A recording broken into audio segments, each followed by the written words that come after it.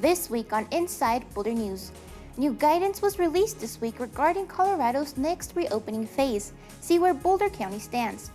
Boulder becomes the first city in the state to receive this important certification. And it's mosquito season. Learn what you can do to avoid these pesky insects. Welcome to Inside Boulder News, your source for all things Boulder. I'm Jocelyn Avendaño. Boulder City Council returned from summer break this week, and during the July 7th council meeting, Boulder County Public Health Executive Director Jeff Zayak provided an update on COVID-19. It's not going to be here forever. We're going to be able to get through this. There is hope.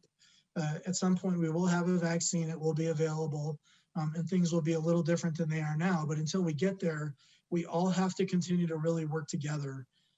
And we can control this virus if we're diligent about it. Zayak shared that the 5-day average of new COVID-19 cases in the county continues to trend downward, almost matching late May's numbers. However, we are still well above our 5-day averages from early June. In order for Boulder County to move to Colorado's Protect Our Neighbors phase, transmission rates will need to continue to drop. Earlier this week, the Colorado Department of Public Health and Environment released a guided application form to allow local communities to apply for Protect Our Neighbors certification.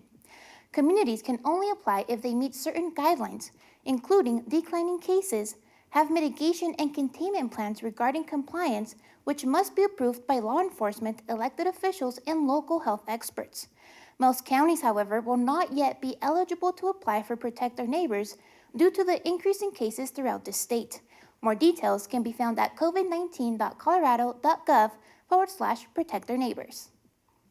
While all library locations remain closed to the public, Boulder's main library and now the Meadows Branch Library are available for outdoor book returns as well as hold carry-out service by appointment.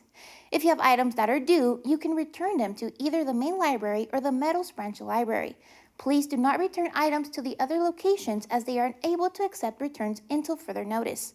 Returned items will be quarantined for 72 hours before they are checked in and removed from your account. The library continues to offer many of their services online to patrons, such as an on-demand virtual programs and an online library, among others. To learn more about the library's reopening process and other services offered, head on over to boulderlibrary.org.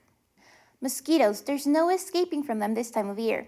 The last few summers have seen a record number of mosquitoes throughout the area. We spoke with Rella Abernathy, the city's Integrated Pest Management Coordinator, to find out what we can do to help bring mosquito numbers down. Mosquitoes are a fact of life in the Front Range. Over the last couple of years, mosquito populations have been increasing not only in Boulder, but around the whole country. Most of the mosquitoes that we're seeing right now that emerge in the late spring and early summer are what we call the floodwater mosquitoes. And those don't transmit West Nile virus, but they can be aggressive biters. Though these types of mosquitoes are more of a nuisance than a threat, the city's innovative Mosquito Management program keeps track of different mosquito populations, estimates the risk of West Nile virus transmission to people, and uses a range of tools to manage mosquitoes. There's really different aspects to the study. It's important that we monitor the adults for West Nile virus, so we can. There's a human health aspect to the study, so we're trying to monitor those to make sure that there's not a lot of West Nile virus, and if there is, we want to know what areas it's occurring in. Boulder County Public Health began testing mosquito samples for West Nile virus at the beginning of this month. At the time of this recording, the city of Boulder has received no notification for any positive results. A recent study suggests that one of the main reasons for the increase in mosquito populations are a change in land use patterns and pesticide impacts to the environment. The more man-made impacts we have on the environment, the better mosquitoes do, while the predators that feed on them require a much higher quality habitat. One of the most effective ways to decrease mosquito populations is to protect and conserve high-quality wetlands that teem with mosquito predators. There's been a lot of overgrazing and development in a lot of the land along the Front Range, and sometimes that can have a negative impact on the wetlands that have existed here over time. So if they're generally undisturbed and free of pollution, they usually maintain healthy aquatic biodiversity. So what can you do in your own home to help bring down mosquito populations? Experts recommend keeping your gutters clean and reducing any standing water that may be around your home to keep mosquitoes from breeding. More tips and information can be found on the website seen on your screen. The city of Boulder is now one of 16 cities across the nation and first in Colorado to be recognized for using data to effectively respond to challenges. It was announced this week that the city has received this year's What Works Cities Silver Level certification. The certification, launched by Bloomberg's Philanthropies, evaluates how effectively cities are managed by measuring the extent to which city leaders incorporate data and evidence in their decision-making against a national standard of excellence.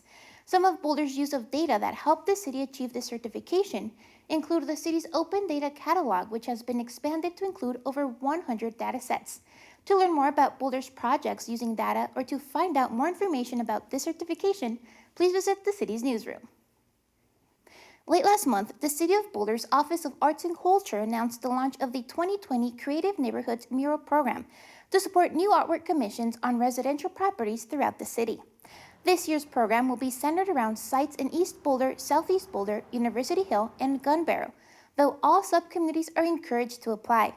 The Creative Neighborhoods Mural Program is a partnership between homeowners and artists to create murals visible from public paths and streets.